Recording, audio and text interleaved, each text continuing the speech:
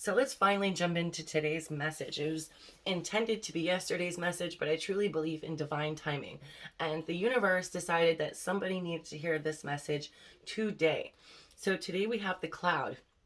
Keywords with the cloud is thought, mood, idea, epiphany, and divine connection. The incantation is I trust the difference between force and flow.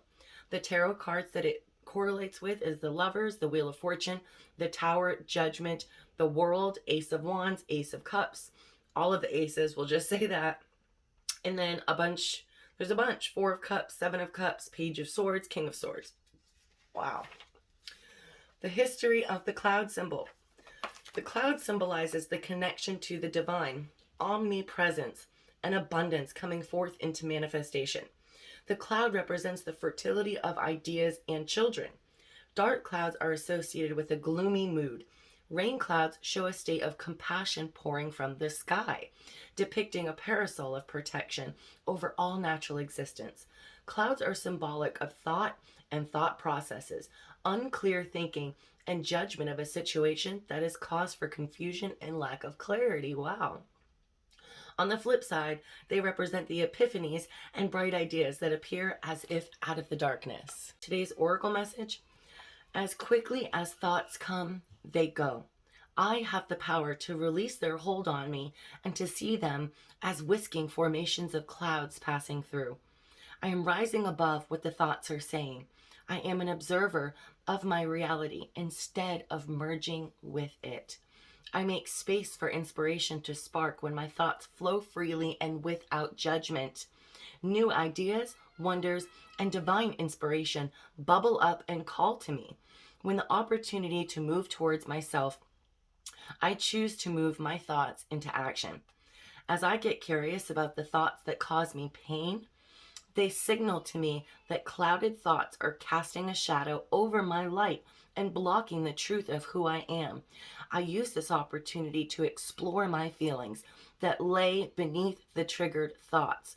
Accepting where I am allows compassion to enter as the energy moves through me. Guys, I truly can't make this shit up. Look, true healing occurs when I give myself permission to feel whatever feelings live below the triggers.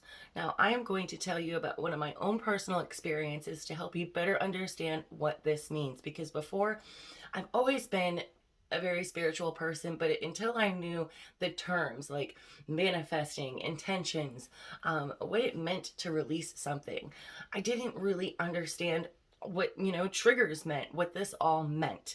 So here we go. My quick story. I had just turned 28 when I had met my husband, and I had been through quite a few 2-year relationships, and it was just like a constant stream of these relationships. And when I met him, I was triggered by everything.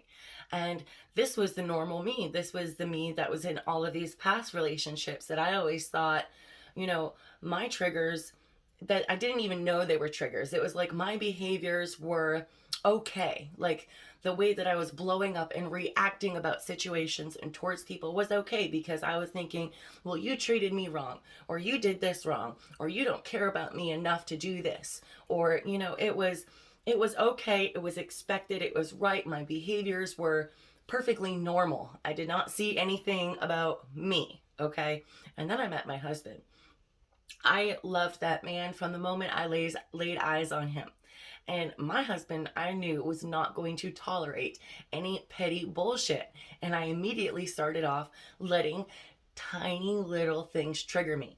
Oh, you're taking too long to get home from work, and we lived in San Antonio. The traffic was crazy, and I would still get on him for that. And I wouldn't even take a minute to think about what was triggering me, to think about to process why I was acting this way. And it only took a few weeks of me constantly, on the snap of a finger, something would trigger me and I would lash out.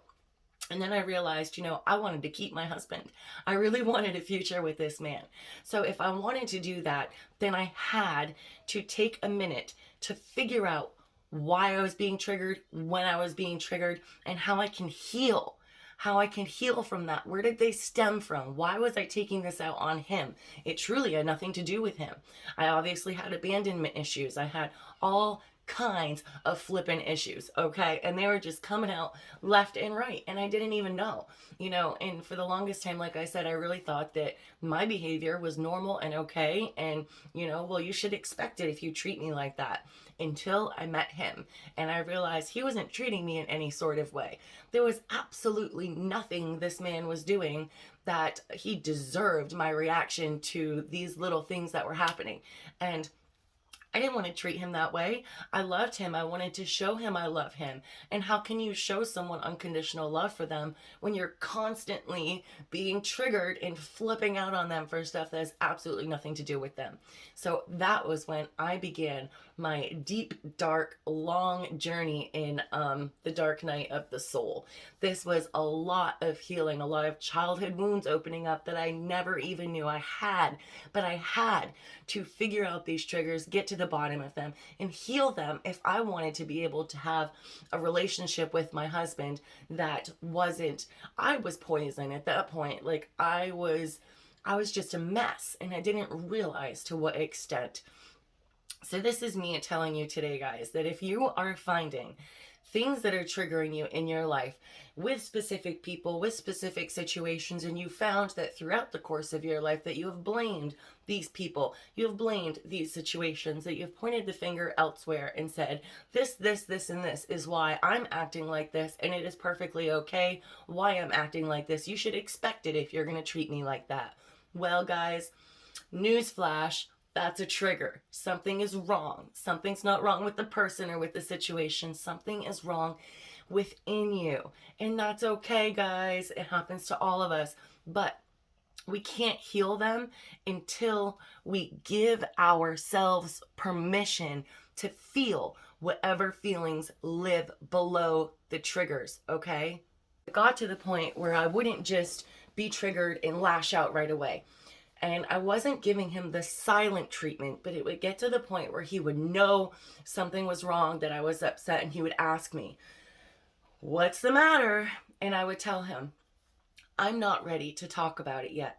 And like I said, it was not me shutting down. It wasn't like, oh, I'm going to give you the silent treatment because I'm so mad at you. I would straight up tell him, I don't understand how I'm feeling right now. I don't know exactly what it is that's bothering me. It's something that just happened in this moment and you were involved in it, but that doesn't mean it's your fault, and I don't want to take it out on you. So I'm going to take this time to go within, because I know I've been triggered, and I need to allow myself and give myself permission to figure out what triggered me so I can heal it, because my marriage mattered that much to me, and it's painful. I'm not gonna lie, it fucking hurts like hell, but it's very important if we want to be able to unconditionally love ourselves as well as others, because I really had a lot of self-love and self-work to do. And if you don't heal and you don't analyze these triggers, you're just you're going to live your life in a world where everything upsets you, everything sets you off, and you're constantly pointing fingers at everyone around you, thinking that it's everyone else's fault. It's not even your fault, guys. It's nobody's fault. But there is something deeper. There's something much deeper that needs attention. It needs your attention. So Spirit really wants me to really get this out to you guys today. I know that there's somebody, if not many somebodies, who really needs to hear this. Okay, so let's move on to our angel message. I told you today's message was going to be a long one. So Angel Jophiel's message for today. Today I ask you to look at how you're spending your time, for time is non-renewable. Make time for joy. Stop deferring joy. This is not being frivolous, dear heart. Spending time in joy is not unimportant. It should not be secondary to doing real, quote unquote, real things.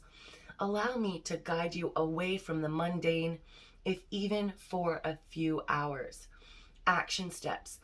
Feel worthy enough to do what makes you feel happy today. Oh my goodness. It doesn't just say, be happy today. Feel worthy enough to do what makes you feel happy today. That is powerful. That gave me chills.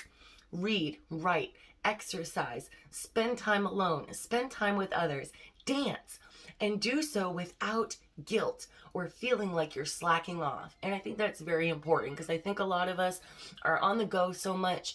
We're always having to do, 7 things at once, multitasking. And if we're not doing 7 things at once, we feel like we're doing nothing, feel like we're slacking off. But guys, that's not the case. There's nothing wrong with joy and happiness, meaning to slow down a little bit. There's nothing wrong with that. Okay, and our action steps. I use my time to support my spiritual growth. I use my time wisely to use space for what I enjoy most. And your angel number for today is my lucky number, number 7. Today's angelic number supports inner knowing. Use the energy of the day to give you the confidence to step in the direction of your dreams. And when we're talking about time usage, spending our time wisely, here is again my own personal experience and what I'm going through right now. I quit smoking right before Christmas. I quit for 6 months and I picked it right back up around the time of my son's eye surgery at the beginning of July. And I am really ready to drop it again now. What have I noticed? I mean, this isn't why I haven't been doing my morning messages, but it's why I haven't had the time to do more than I would normally be doing because I've been smoking. I am not spending my time wisely. I'm spending my time running off to go take a couple drags of a cigarette. And it's like, oh, this is my break. This is my me time. But no, there's other things that I enjoy that make me happy for me time. That doesn't have to mean smoking cigarettes. I'd probably spend God knows how many hours or minutes in a day smoking when I could be using that time wisely. So I implore you today to figure out one thing in your life where you might not be utilizing your time to the best of your ability and rework it. I mean, figure it out. We got a lot to figure out. It never ends, does it? It doesn't. And that's why I'm here for you. I am here for you guys. All right, so there is today's message. I hope you all have a super awesome Monday. Have a great start off to your Virgo season. Love, light, and blessings, and I'll be back tomorrow. Bye.